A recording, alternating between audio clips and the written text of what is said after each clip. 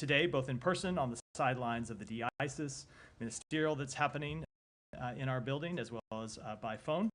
And we'll have readouts of those conversations as the day goes on. I want to make a few points clear. Number one, we support Israel's right to defend itself against terrorism. That includes by bringing brutal terrorists such as Hassan Nasrallah to justice. At the same time, we ultimately want to see a diplomatic resolution to conflict in the Middle East that provides long-term security for the people of Israel, the people of Lebanon, and the Palestinian people, as well as the broader region, and we will continue to work to advance efforts along those fronts. With that, Matt. Right. Okay, well, just first, can you give us an idea of who he plans to talk to? He was on the phone when I walked down here with the UK foreign minister. Sorry. He was on the phone with the UK foreign minister. We'll have a readout of that later today, as well as others. I don't have a full list, but he's doing some of them are conversations on the margins of the ministerial today, and then others will be phone calls. But those go beyond what was on the schedule, which was like Kuwait and the ones that are on the public schedule, and then I wouldn't foreclose others that are just opportunistic as he sees people here in the building. Okay. Is he going to be speaking with any Israeli officials? He has been speaking with Israeli officials dating back to last week, and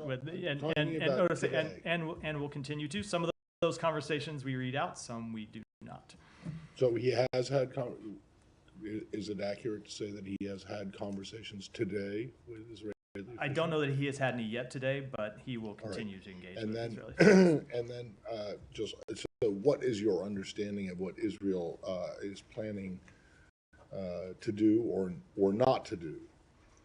So I will let. I'm going to assume you're. I'm going to assume you're referring to the reports. What Israel is going to do. I'm asking you what they have told you they are going to do or not do. So I think you're. I shouldn't presume. I'll answer the question, but I think for my voice. That's okay. I know there was an important Buffalo Bills game last night that I assume you were. You know what? I thought I said that we were not going to talk about. I apologize for bringing it up. Fair. It's not a good evening. Fair point. So look, I'll let Israel speak to its own military operations. We have been engaged in conversations with them about those operations, but the timing, purpose, tempo of those, I'll let them speak to. So they haven't told you anything about what's going on? They have been. We have been in conversations. They have been informing us about a number of operations. I've seen reports about ground operations. We've had some conversations with them about that. They have, at this time, told us that those are limited operations focused on Hezbollah infrastructure near the border, but we're in continuous conversations with them about it. Thank you. Mayor. Matt, on those conversations, and you said they told us those are limited operations. Does the U.S. have some sort of a red line or an ideal description of success for Israel's operations that it's sort of talking with Israel? Like, this comes across as like pretty open-ended. I'm trying to understand whether U.S. is trying to limit it to, I mean, how will you know that these are limited incursions? How will you ensure it doesn't sort of escalate further? So I'm going to keep our conversations with the government of Israel private. These are conversations that we have had with them going back months, where we have been clear about what we believe is the best way to ensure that Israeli citizens can return to their homes and that the citizens of Lebanon can return to their homes. As I said at the top, there are a few things that are true here. Number one, Israel has a right to defend itself against Hezbollah. If you look at how this conflict across Israel's northern border started, it was Hezbollah that started launching attacks on Israel on October 8th. And those attacks continued and have continued and are continuing. If you look at what the acting leader of Hezbollah said just today, it's that their attacks on Israel will continue. So Israel has a right to defend itself against those attacks. So that includes in targeting terrorist infrastructure inside Lebanon. At the same time, we want to ultimately see a diplomatic resolution to this conflict, one that allows citizens on both sides of the border to return to their homes. So it's interesting that now you're saying we want to ultimately see a diplomatic resolution to this, as opposed to last week when United States and France called for a ceasefire in Lebanon. So the United States at this point is no longer calling for a ceasefire in Lebanon? Not at all. You heard the president say today that we continue to support a ceasefire. We do, of course, continue to support It's- hold on, let me we, of course, continue to support a ceasefire. But I think sometimes people either misinterpret or have their own version of what a ceasefire is. A ceasefire is not one side in a conflict unilaterally putting down its arms and stopping the conflict. It is an agreement for both sides to stop the conflict. And in this case, what we have proposed is a 21-day ceasefire where both sides would stop attacking the other and we would reach a diplomatic resolution. And we are going to continue to engage with our Israeli counterparts, with Lebanese counterparts, and with other countries around the world to reach that objective. But at the same time, there are a couple other things that are true as well, which is that number one, military pressure can at times enable diplomacy. Of course, military pressure can also lead to miscalculation. It can lead to unintended consequences, and we're in conversations with Israel about all of these factors now. So is that 21-day ceasefire proposal still on the table with the Israelis? Of course it is. You heard the president speak to it today. But that said, a ceasefire is not a call for one side unilaterally in a conflict to stop defending itself. It is a conflict. It is a call for a diplomatic resolution that both sides would agree to. And so, yes, Israel continues to engage in this conflict, but as I said a minute ago, when you heard the new acting leader of Hezbollah come out today, what he said is they are going to continue their attacks on Israel. So it's why I go back to the history of this, that this conflict started because it was Hezbollah on the day after October 7th that started launching rocket attacks across the border that had not stopped until this day. And Israel has a right to defend itself against those attacks. Can you clarify, or can you help us understand what exactly U.S. is doing right now? If that 21-day ceasefire proposal is still on the table, like what are you exactly doing to sort of diplomatically end this? What is the secretary doing, or what is the White House doing? Because from what it sounds like from what you're saying is last week, for example, a U.S. official and I believe senior other U.S. officials have said they disagreed with Israel's argument to escalate, to de-escalate. Now, you don't sound like you're disagreeing with that anymore. You're talking about how military pressure could yield to some sort of a diplomatic resolution. So I just want to understand, what are you doing diplomatically? We are engaged in diplomatic conversations with all of the relevant parties in the region, our parties around the world, the parties that were on the call that we put out last week for a diplomatic resolution, and we continue to work to reach one. But if you look at the statement that we put out with the G7, with the EU, with a number of our important Arab partners last week, it was for a ceasefire, but it was also for a diplomatic resolution that called for the implementation of UN Security Council Resolution 1701. And what that resolution would require is something that Hezbollah has never done, and still to this date is not doing, which is to withdraw from the border in a way it was supposed to do years ago. So we will continue to push for a diplomatic resolution, but we should be clear that the burden of that diplomatic resolution falls not just on Israel, but on Hezbollah as well. On what comes after a diplomatic resolution for the current conflict, are you able to just give us a little bit more about the long-term strategy on what happens with Lebanon now, given that there is a bit of a power vacuum in the country? Is this something that the US has longer-term planning for? Is this something that has caught the US off guard in terms of having to work with allies to plan now for the future of Lebanon?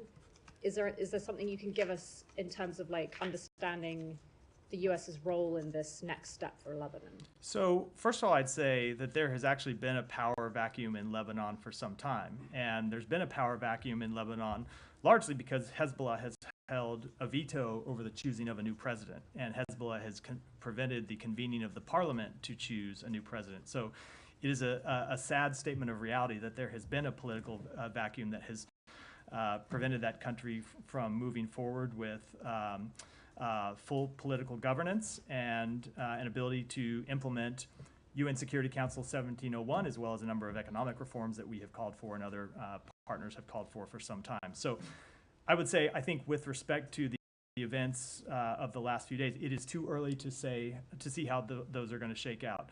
Certainly, I think it is an unalloyed good for the people of Lebanon and the people of the broader region that Hassan Nasrallah is no longer walking the face of this earth. He is someone who, as I said, held Lebanon's political governance from moving forward. He is someone who has attacked the civilians of Lebanon over the years. He's someone who's attacked, obviously, civilians of Israel. He's attacked American citizens, and he's attacked civilians in Syria. So it is an unalloyed good for the region and the world that he is no longer with us. But where Lebanon will go from here, I think it is far too early to say. Obviously, we want to see the people of Lebanon able to choose their future and not be held hostage to a terrorist organization. And on the talks last week on the sidelines of at the UN General Assembly in New York, was there any? Would you describe it as a miscommunication between the Israelis and the US about a ceasefire being something that they would also want to work towards, or is that? So I don't think I want to characterize it. We put out the statement that we made with our partners, in full coordination with our partners. We, at the same time, were having conversations with the government of Israel and with the government of Lebanon. They obviously weren't a party to that statement, or you would have seen their name on it. But it was one that we took in conjunction with our other partners. And ultimately, what we saw Israel do, took 24 hours, but ultimately what we saw them do is say that they welcomed our efforts and they shared our aims, which is a long-term diplomatic resolution. Now, what happens between now and getting there, I think it's too early to say, but that is ultimately what we're going to try to bring about. And can I just ask a last one on Gaza? There was reporting in the Israeli press a few days ago about Yahya Sinwar, that there wasn't any communication with him in the last couple of weeks. The secretary also spoke about this last week, saying that Hamas is not engaging right now. Can you give us any update on the efforts there, talks? So I don't, with respect to the first question, when it comes to Sinwar, I don't have any update on his condition at all, one way or the other. When it comes to talks, though, what the secretary was speaking to is the fact that, several weeks ago, we were quite public about the fact that we had presented a bridging proposal that tried to get both sides to yes, and there were a number of implementing details that we needed to work out. And we were in a place where we were looking to present a further proposal that would bridge those remaining differences. And what's happened over the past several weeks is that the mediators that discuss these issues with Hamas, so Qatar and Egypt, have not been willing to get them to engage, have not been able to get them to engage at all. They very much, Qatar and Egypt have very much been willing, but have had no party at the other end of the line willing to engage substantively at all in these proposals. So the reason you have not seen us put forward this proposal is we can't get a clear answer from Hamas of what they're willing to entertain and what they're not willing to entertain. So that's why the secretary made those comments. We're going to continue to try to work it, but it goes back to the point I made about ceasefires in the context of Hezbollah. To get a ceasefire, you need parties on both sides that are willing to discuss the issues with you and ultimately make decisions.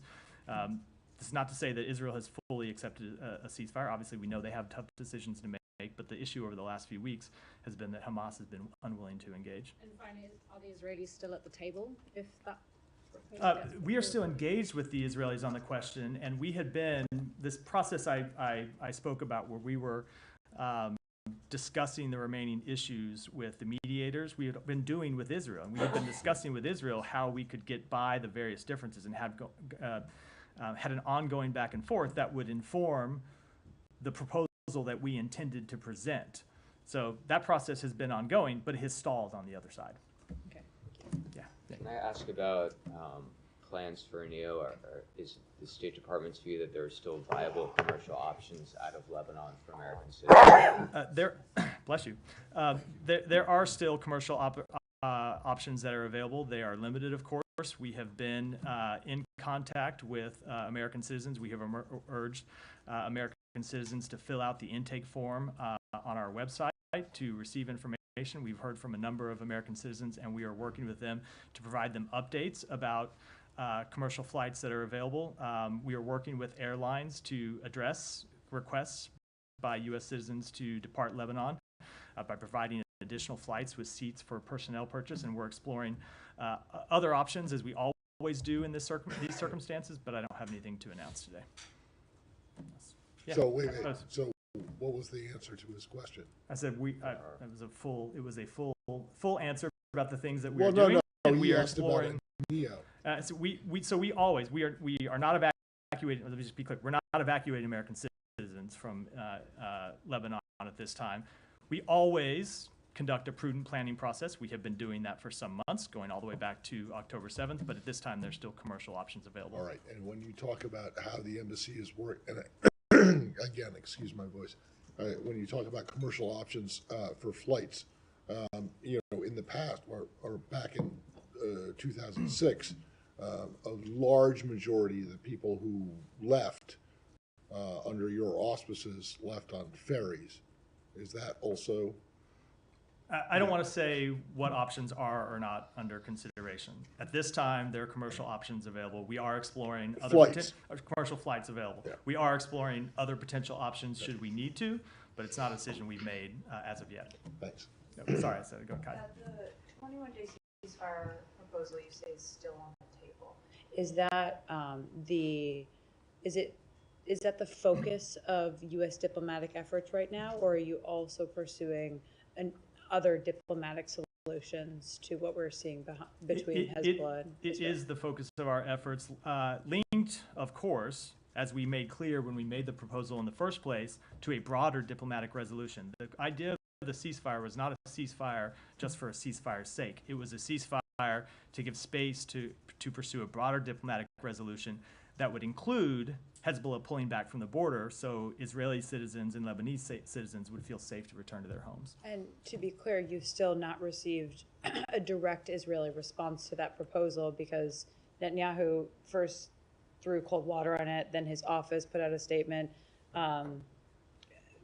with some openness to a U.S. role in bringing down tensions there, but not responding to the proposal. So we don't know what Israel's response still is to that. Is that right? We have been engaged in ongoing discussions with them about the proposal. Okay. And then when we watch what Israel's doing here, they're saying they're open to a diplomatic solution, but they continue to forge ahead with these incursions into Lebanon. Is it the U.S. view that it is productive for them to be continuing to carry out their military campaign against Hezbollah while you're trying to find a diplomatic solution? So as you heard me say a moment ago, look, we recognize that at times military pressure can enable diplomacy. That's true. Is that the case now? That's true. I will say it is also true that military pressure can lead to miscalculation. It can lead to unintended consequences. We are in conversation with Israel about all of these factors. These are decisions that they have to make for themselves. No one else can make them for them. What we're going to continue to communicate to them is that while we support their right to defend themselves against terrorism, we support efforts to ensure that Israeli citizens can return to their homes. Ultimately, we believe a diplomatic resolution is the best way to accomplish that. And you won't say if the military pressure that they're applying now is productive or concerning and unproductive and could lead to a miscalculation? I'm not going to make an assessment, no. Hiba, go ahead. Matthias Naim Qassem went out and said today that they will not stop attacks. They will continue. But the Lebanese Prime Minister, he said, we are ready. After meeting the speaker, we are ready to implement the 1701. We are ready to send the army to the borders and elect a new president. I know there is a lot of things changing in Lebanon at this moment, but is there a room to avoid a military operation in Lebanon? I mean, what are you asking for? Are you asking now for Hezbollah to go and say, we withdraw from the border, we will implement the 1701 so you can put pressure on the Israeli? Do you think there's a room with the Israeli government, this government, to stop, to avoid a ground operation? We always believe that there is space for diplomacy, and we are not going to give up on diplomacy in this instance, as we never do.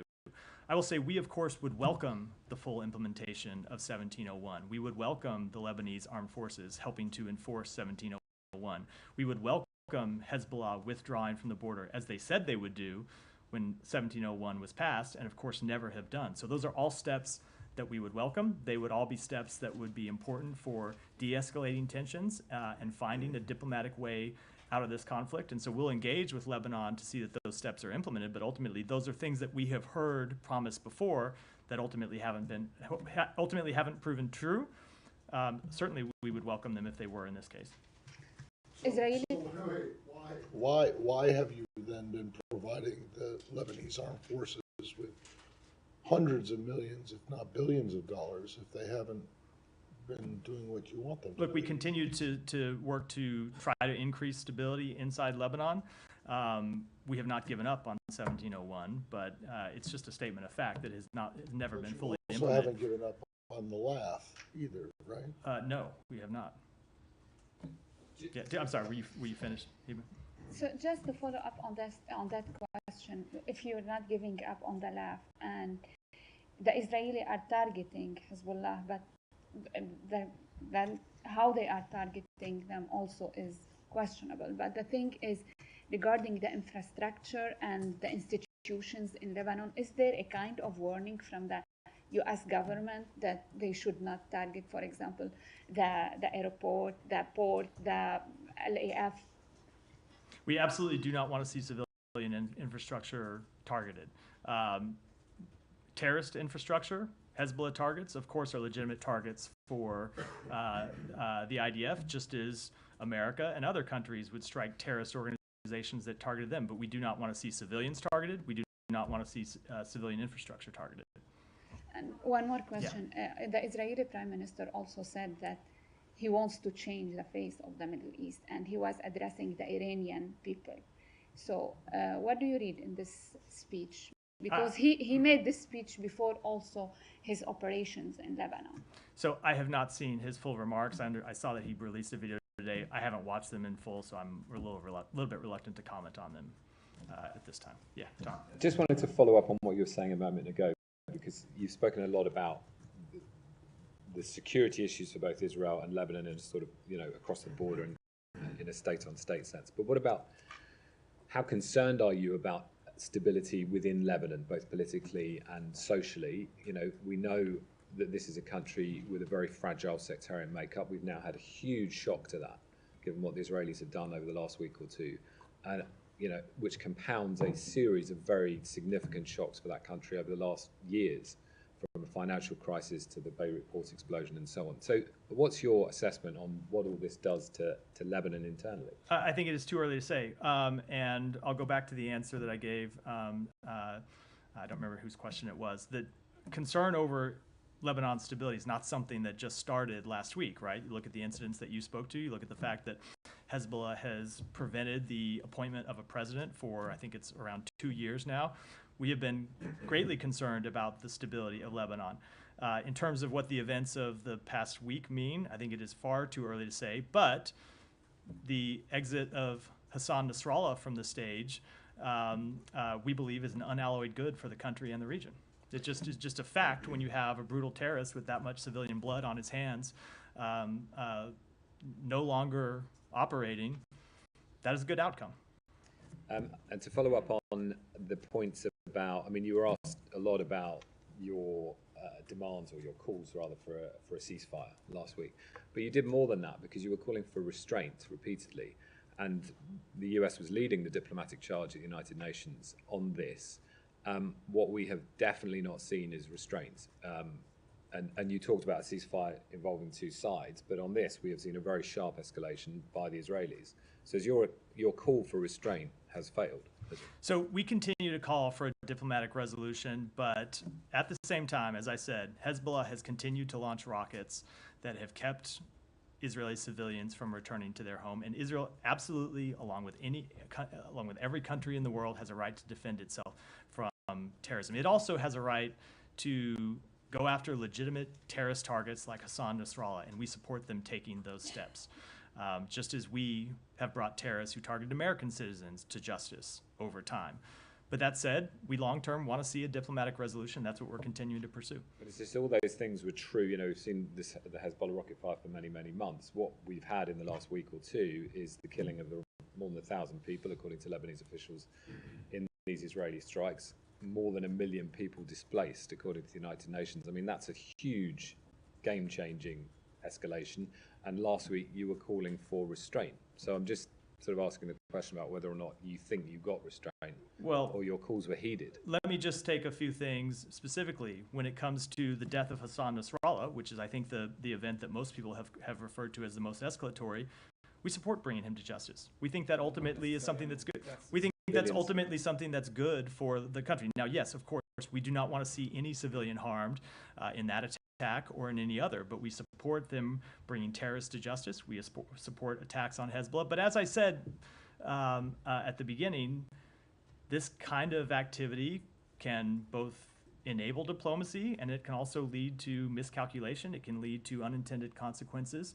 And so we're going to continue to engage to try to de-escalate tensions to the best of our ability, ensure that it doesn't lead to miscalculation and unintended consequences. But ultimately, Israel's a sovereign country that is going to make these decisions for itself. And just on that point about displacement, I mean, I mentioned the UN saying more than 1 million people in Lebanon. I mean, many have had to flee across the border into Syria.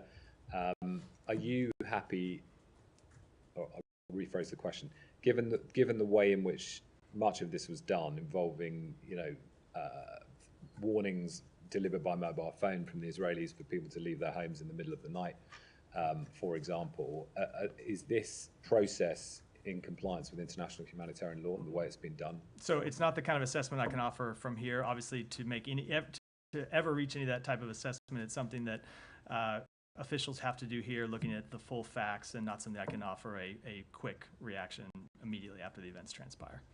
Yeah, go ahead. Are you just, how worried is this department about the humanitarian impact of 1 million people leaving Lebanon at this time? Of course, we're worried about the humanitarian impact. We're worried about how that can be destabilizing, as we've seen before during refugee crises. And we are engaged with partners in the region. We'll continue to be engaged to try to find the best way to deliver humanitarian assistance to those people. But ultimately, the best thing that we can do and that other countries in the world can do is find a diplomatic resolution that allows those people to return to their homes. These obviously are not the first people that have had to flee their homes as a result of this conflict. You've had somewhere around 60, 70,000 Israeli families. I think I've seen estimates somewhere around 40,000, I should say Israelis, not Israeli families, somewhere around 40 or 50,000 Lebanese who've had to flee from their homes. So this is unfortunately a problem we've seen since the outset of this conflict, which is why the ultimate way to bring all of those people home is to reach a diplomatic resolution. And is there any near-term prospect of getting them the things that they need as they're fleeing and leaving their homes? It's something that we're working on with humanitarian organizations. Obviously, we're in the early days of this humanitarian situation, but we are in contact with our partners in the region and humanitarian organizations at the UN and elsewhere about how to best provide humanitarian assistance to those people. And are you worried about pulling resources from those who have been displaced in Gaza as a result of this mounting humanitarian problem? So that would always be a concern, but what we would always in this type of situation, as happens whenever there is a humanitarian crisis anywhere in the world that you don't, anywhere in the world, is we'll look to identify, if necessary, new sources of funding to provide humanitarian assistance to people who need it. Thanks. Yeah. You said that Israel has indicated that the ground operations are limited at this time. That doesn't preclude a ground invasion. And there are experts inside and outside the U.S. government that say Israel appears poised for a ground invasion. Is that not what you see? So I'm just going to speak to what our understanding is of their operations at this time. I'm not going to speak to what steps they may or may not take in the future. They'll have to speak for themselves. And if I could follow up on what you were talking about earlier, Netanyahu is actually expanding the war. So despite U.S. calls for diplomacy, as you mentioned earlier, ceasefire, he's expanding it not just into Lebanon, but also into Yemen. Is it safe to say that he's simply ignoring U.S. concerns? So let me take a little issue with the way you frame the question. Israel did not attack Hezbollah first. Israel did not attack the Houthis first. In both cases, those were responses by the government of Israel to attacks from terrorist organizations. So they struck Hezbollah after taking months and months of rocket fire and last week missile fire, drone fire from Hezbollah. When it comes to the Houthis, they have been on the receiving end of attacks, including in recent days from the Houthis that they were responding to. So they, like every country in the world, have a right to defend themselves from terrorism. Now, the way they do it matters, ensuring that they do so in a way that doesn't that avoids miscalculation and doesn't needlessly increase tensions. That is the type of thing we will continue to be in conversation with them about. But I think we ought to just be clear about the facts of what happened. Sure, but I mean, you have mentioned that the U.S. has counseled restraint. I mean, have you seen any restraint? So I'm going to just go back to what I have spoken to, which is we want to see a diplomatic resolution. But when it comes to restraint, we also support Israel's right to defend itself against terrorism. If the United States was on the receiving end of a terrorist organization launching rockets at us, we would defend ourselves against that terrorist organization. If that was Hezbollah, if that was the Houthis, if that was Hamas, I can guarantee you those are steps that we would take. Those are steps that just about any country in the world would take. Now, the way they do it matters. The fact that they need to be smart and strategic matters, and we're going to continue to talk with them about how best to accomplish those goals, but they absolutely have the right to defend themselves against ongoing attacks from terrorism. Understood. One bit of clarification here.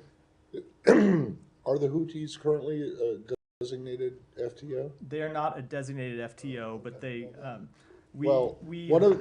isn't one of the first things this administration did when it came into office to remove the Houthis from the FTO list? If you recall, we have designated them under another designation and continue under this other designation to refer to them and treat them as a terrorist organization. All right, I just want to make the point that they are not an FTO at the moment. Sorry. One follow-up on Lebanon, and I will have one more question on the region. You said Israelis told you that this is a limited operation. Can you elaborate more on that?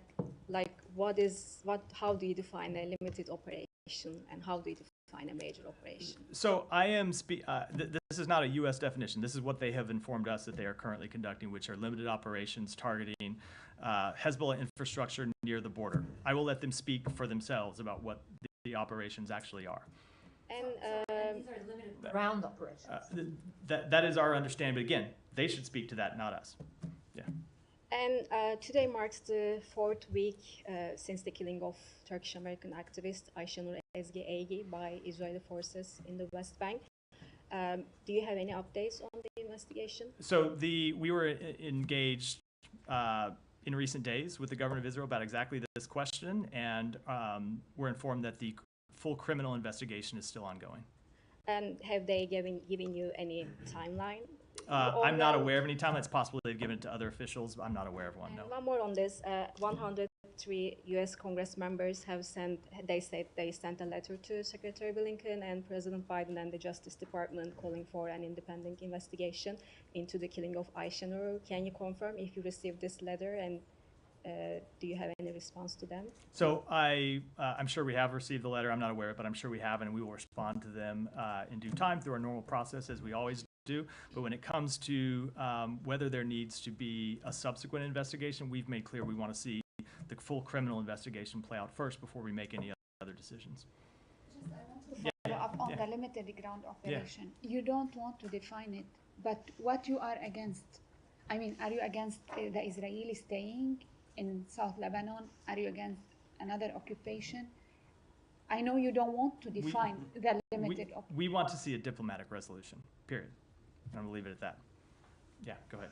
Thank you, Matt. Switching to Ukraine, if I may. You guys put out a joint statement on Ukraine, Russia's annexation of portion of Ukrainian regions. Some of them, Zaporozhye included, was under constant attack, daily attack over the weekend. I'll give you a chance to expand on that. And don't you think that Ukraine actually could be able to prevent those weekend attacks if it had permission to strike back? So I don't have anything to expand on the statement that we put out. But of course, first of all, Ukraine does not need our permission to strike back against Russian targets. They're a sovereign country and can use the weapons that they build on their own, of which are many. You look at the programs that they have put in place over the last year. And then when you look at the weapons that we have provided to them, we've made clear that they can use them to strike back against Russian targets across the border that are launching attacks. So Ukraine does have an enormous amount of material to defend itself. We always look at whether there are additional tools that we can provide them. If you notice the announcement that the president made on Thursday, we are providing them an additional $8 billion in security assistance, and we will continue to support them. If you're okay with Ukrainians striking back, then why not letting them strike back with your weapons? So, Alex, first of all, I'm just going to say again that you and I have had this conversation before about other weapon systems that, or tactics that you presented to me as the one magic capability that would change the face of the conflict. And I think I have always made clear that that is not how we see it, that we look at all of the capabilities and all the tactics and all the support that we provide Ukraine in totality, and look at how, when we approve any new weapon system or any new tactic, we look at how it's going to affect the entire battlefield and Ukraine's entire strategy, and that's what we'll continue to do. And following last week, just to follow up, Prem, go ahead. Thank you, Matt. What we're seeing in Lebanon, we saw a similar pattern with regards to Rafah. First, the U.S. saying that they wouldn't want to see Israel conducting major operations. Then Israel going ahead with what they called limited operations, and then this continued tolerance of sort of day-to-day attacks. That has led to over 44% of all buildings in Rafah being either destroyed or damaged, according to satellite photos. Which is to say that there might not have been a major operation in Rafah, but there was cumulative attacks that led to a good deal of destruction. So how does this precedent of Rafah portend for Lebanon? So every conflict is different, but if you look at what we continue to engage with Israel about when it comes to Lebanon, is ensuring that they have the ability to attack terrorist targets, terrorist infrastructure, a terrorist organization, but ultimately we want to see a diplomatic resolution. Well, was that the case with Rafah? For instance, not just in Rafah, but we've never wanted. Hold on, we've never wanted to see a diplomatic resolution with Hamas. Well, okay. Well, what about the ceasefire? We wanted to see a ceasefire, but we have always been always been committed to the destruction of Hamas. We did want to see a ceasefire, but we have always made clear that we wanted to see a different authority moving forward in governance of Gaza. Okay, but so for instance, other UN satellite image shows that 66% of Gaza structures have been damaged, and you earlier today said that the U.S. supports the targeting of terrorist infrastructure, not civilian infrastructure. Does the U.S. believe 66% of Gaza's buildings are terrorist infrastructure? Absolutely not. Absolutely not.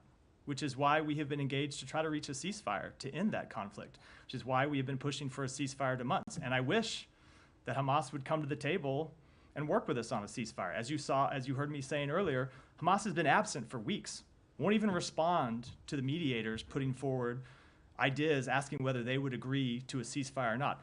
Look, you can talk about Israel and the culpability that Israel has and the tough decisions that Israel needs to make.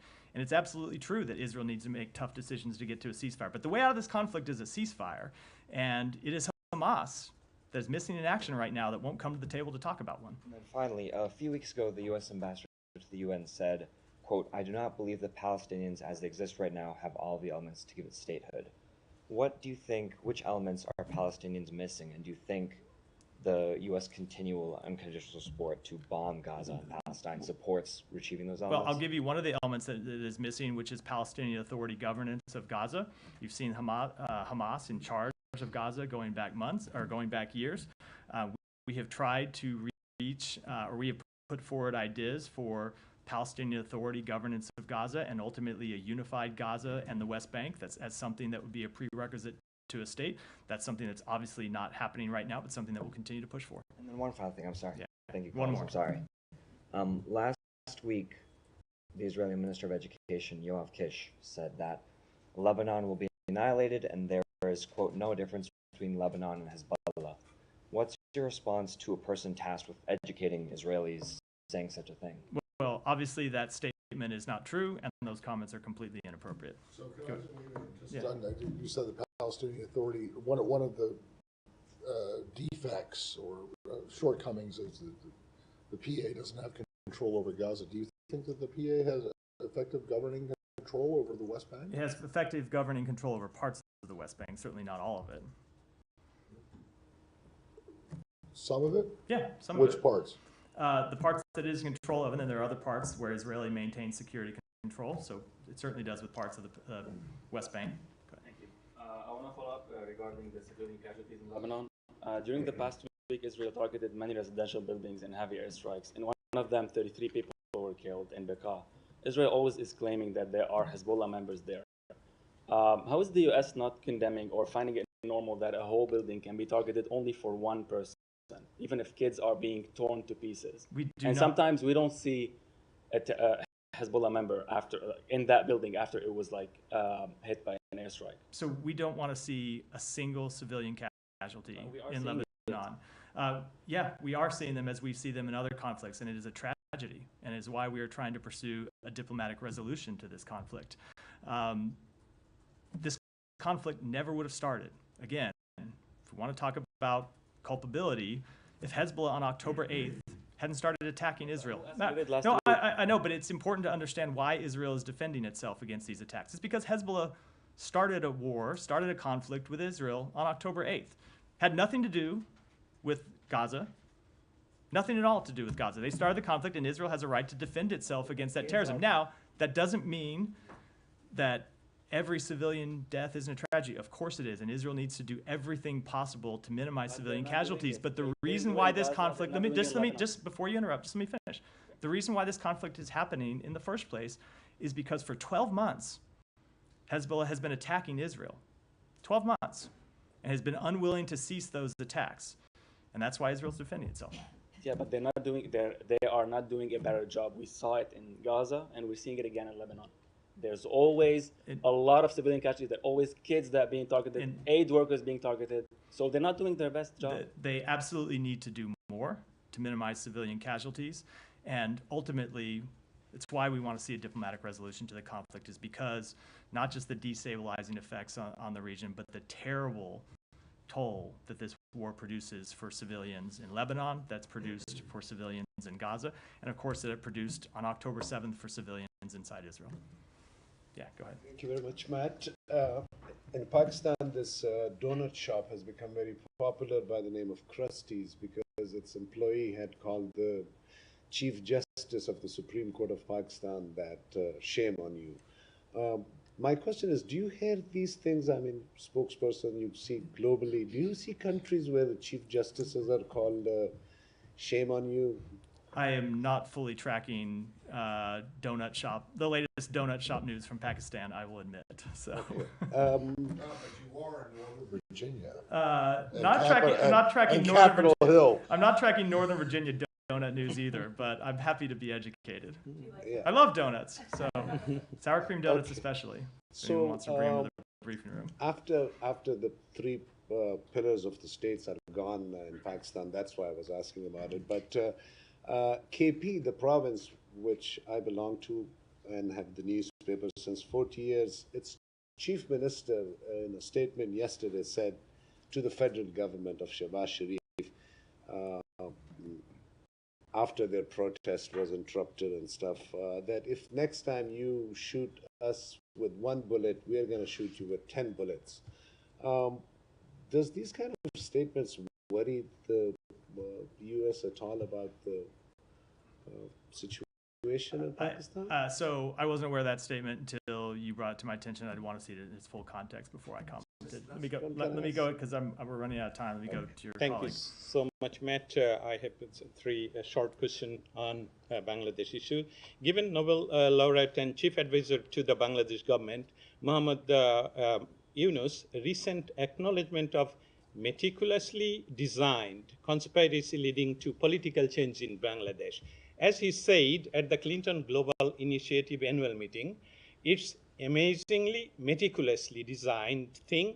Nothing happened by chance. My question is, what shall be the U.S. government stand on whom to hold responsible for killing of hundreds of people in Bangladesh from human rights perspective? We think there need to be full investigations into the civilians who lost their life during the protests and the crackdown on the protests in recent months. And there needs to be full accountability for anyone responsible. Thank you so much. And there are reports of violence involving the use of armed forces against workers in Ashulia area near Dhaka. These casualties reported also. Given reference in 2014, Chairman of U.S. State Committee on Foreign Relations, Robert Menendez, said on the first anniversary of the Rana Plaza tragedy that Western countries would not buy clothes that are stained with the blood of Bangladeshi workers. Given the U.S. a long-standing advocacy for labor rights and peaceful protest, does the State Department have any comments and concern regarding this? Let me take that one back and get you an answer. Last question on press on Bangladesh. Several prominent journalists in Bangladesh, including Shakil Ahmed, Farjana Rupa, Muzammel Haq Babu, Shemal Datta, and Mahmudur Rahman, are reportedly being held in custody without bail. Given the importance of press freedom as a pillar of democracy, does the State Department have any concern on comments regarding the current situation in Bangladesh? We want to see press freedoms upheld in Bangladesh and, of course, across the world. In the back. Thank you. In Asia, did you get an answer to the question I posed? No, I have to follow up with you on it. Yeah. Over the last few hours, Israel has been striking not only in Dahi, the suburbs, but also in Kola, which is inside Beirut for the first time. It's an area, Kola, that it's a connection point to the airport where there is many foreigners, not just Lebanese people from many sects. So it's not just Hezbollah. Are you concerned about this more recent strike? And is it time to ask, are you in coordination with Israel about what is a red line, what is not a red line, where to strike and bomb? Because there is U.S. citizens in Lebanon, and that's an area frequently. So I've seen reports of that strike. I don't have any further information about it, so I wouldn't want to comment in detail. But as I said earlier, of course, we do not want to see any civilian targets, any civilian infrastructure targeted in any way. Let me go to Nick, and then we'll wrap up. There's reporting the U.S. will not seek another term on the UN Human Rights Council. Is that accurate, and if so, why? It is accurate. We decided not to seek another Human Rights Council, another spot on the Human Rights Council at this time, just because we were engaged with our allies about the best way to move forward. There were 3 seats available, 4 countries that were interested. We looked at the other countries that were running for this spot, Spain, Iceland, Switzerland. All of them are countries with a very strong record of support for human rights. We thought they could carry the flag forward, but we will engage. We will continue to remain engaged on human rights issues and are currently slated to run again in 2028. With that, we'll wrap for today.